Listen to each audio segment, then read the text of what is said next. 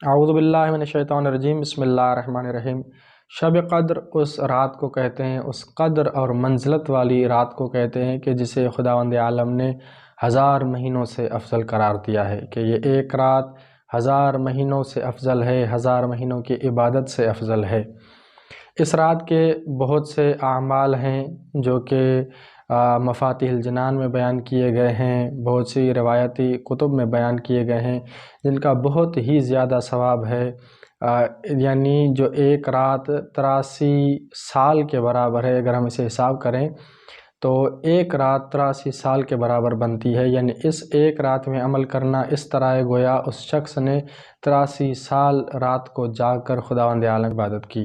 بہت سے اعمال ہیں، اور شب قدر کے بارے میں ہمارے ہاں یعنی شیعہ مذہب اور فرقے کے یہاں کوئی ایک رات مخصوص نہیں ہے۔ اس کا علم جو ہے وہ خدا اور اس کے نبی کے پاس ہے کہ وہ کون سی رات ہے، لیکن 3 راتیں ہیں، 19 رمضان کی رات، 21 رمضان کی رات اور 23 رمضان کی رات۔ ان میں سے کوئی بھی ایک جو ہے وہ شب قدر ہے۔ تو جب معین نہیں ہے تو کچھ اعمال ایسے ہیں کہ جو مشترک ہیں، یعنی وہ تینوں راتوں میں انجام دیے جاتے ہیں، یعنی وہ ایک ہی اعمال ہیں جو 19 کی رات بھی کرنے ہوں گے، 21 کی رات بھی کرنے ہوں گے اور 23 کی رات بھی کرنے ہوں گے۔ اور کچھ اعمال ایسے ہیں کہ جو مخصوص ہیں، 19 کی رات صرف وہ اعمال 19 کی رات کرنے ہوں گے، کچھ اعمال ایسے ہیں جو صرف 21 کی رات کرنے ہوتے ہیں، اور کچھ اعمال ایسے ہیں جو صرف 23 کی رات کرنے ہوتے ہیں۔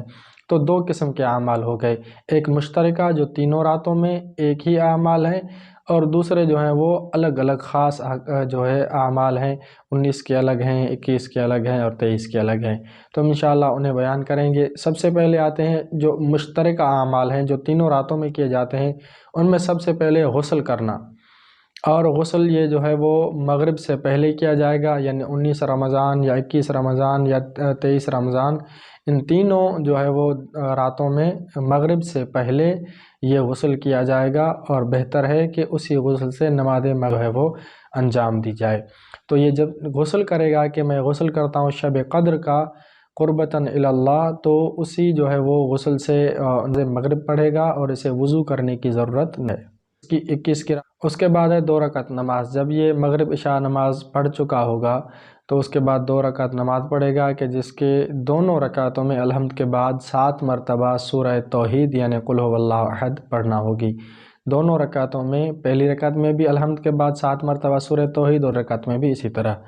نماز ختم کرنے کے بعد 70 مرتبہ استغفر اللہ و اتوب الیہ پڑھے۔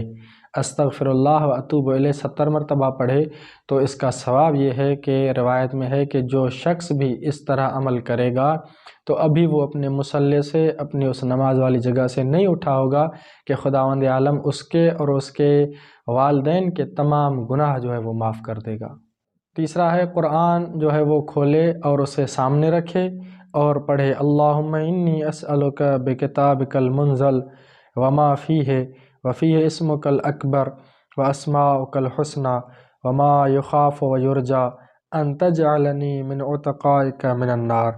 اور اس کے بعد جو ہے وہ اپنی حاجات طلب کرے، اپنے لیے دعائیں مانگے۔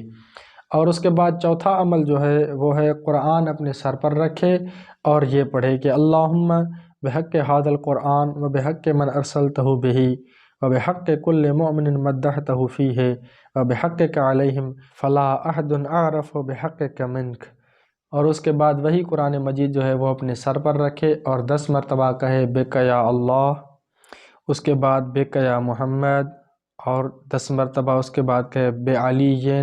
اور اس کے بعد 10 مرتبہ کہے بفاطمۃ، یہاں تک کہ 14 معصومین کے نام جو ہے وہ 10 مرتبہ لے کر جو ہے وہ خدا سے اپنی حاجت طلب کرے گا۔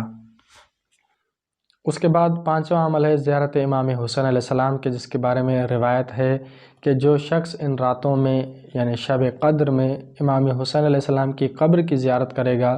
تو ایک ملک جو ہے، ایک فرشتہ جو ہے وہ آسمان سے عرش سے ندا دیتا ہے کہ خداوند عالم نے اس کے تمام گناہ معاف کر دیے کہ جس نے امام حسین علیہ السلام کی قبر کی زیارت کی۔ چھٹا عمل ہے ساری رات جاگنا، یعنی ساری رات جو ہے وہ شب بیداری کرے اور اس میں مختلف اعمال، عبادات اور دعائیں جو ہے وہ مانگتا رہے تاکہ خداوند عالم کا قرب اسے حاصل ہو۔ تو روایت میں ہے کہ جو شخص اس رات شب بیداری کرے گا تو خداوند عالم اس کے تمام گناہ معاف کر دے گا، چاہے وہ گناہ ستاروں کی تعداد کے برابر ہوں یا پہاڑوں کے وزن کے برابر ہوں یا پانی کی مقدار، سمندروں کی مقدار جتنے ہی کیوں نہ ہوں، خداوند عالم تمام گناہ اس کے معاف کر دے گا جو اس شب قدر میں شب بیداری کرے گا۔ ساتواں اور آخری عمل اس کا جو ہے، اس رات کا شب قدر کا جو مشترکہ اعمال ہیں جو تینوں راتوں میں کیے جاتے ہیں، وہ ہے 100 رکعت نماز۔ 100 رکعت نماز اس طرح ہی 2 رکعت نماز یعنی 2 رکعت کر کے پڑھے گا جس طرح صبح کی نماز پڑھی جاتی ہے یا نوافل پڑھے جاتے ہیں، لیکن بہتر یہ ہے کہ الحمد کے بعد 10 مرتبہ سورہ توحید کی تلاوت کرے۔ یعنی اگر ویسے ہی پڑھتا ہے تو وہ بھی ٹھیک ہے، لیکن بہتر یہ ہے کہ ہر جو ہے رکعت میں الحمد کے بعد 10 مرتبہ سورہ توحید پڑھے۔